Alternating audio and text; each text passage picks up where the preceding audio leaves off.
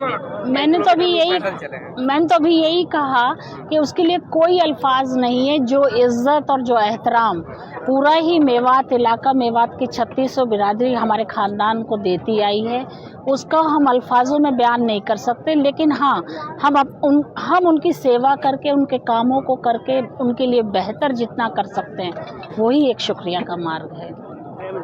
इससे ज़्यादा होगा।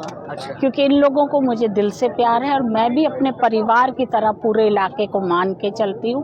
और उनको वो अगर कुछ मुझसे कहते हैं, नाराज़गी में भी कहते हैं, तो मुझे बुरा नहीं लगता, क्योंकि जब वो मेरे परिवार का हिस्सा है और नेताओं की तरह हम लोग नहीं सोचते।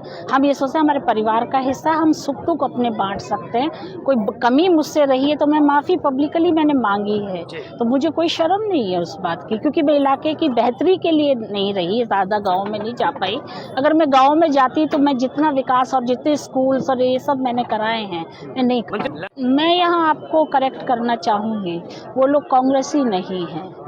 कांग्रेसी वो होता है जिसने दरी बिछाई हो, कांग्रेस की रैलियों में भाग लिया हो, अपना खून पसीना कांग्रेस के लिए बहाया हो। अचानक पैराशूट से उतर के आप कहीं से आ जाएं और अपने आप को कांग्रेसी कहें, ये इलाके के साथ इलाके की जो जनता है वो अब की बार जो कांग्रेस के साथ का उनका मन है, लेकिन बात टिकट की है। तो लगातार लोग ये कह रहे हैं कि टिकट में संभावना है, क्योंकि पिछली बार देखा गया कि कई दो प्रोग्राम जो थे वो कैंसिल मुख्यमंत्री जी करे। क्या कारण उनके रहे?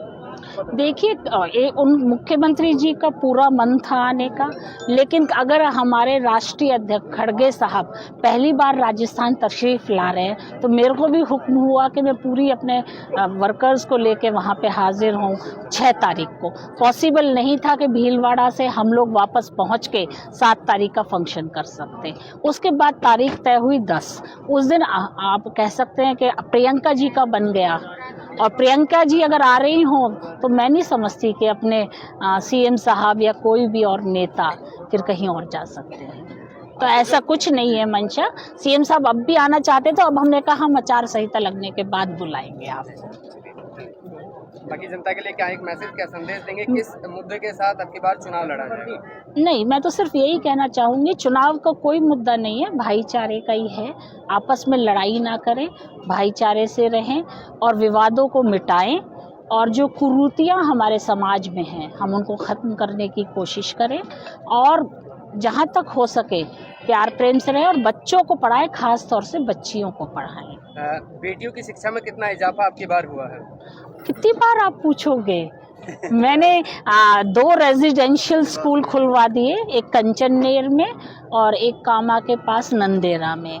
मैंने 3 कस्तूरबा रेजिडेंशियल खुलवा दिए, जो भी एक गर्ल्स कॉलेज स्पेशल करवा दिया।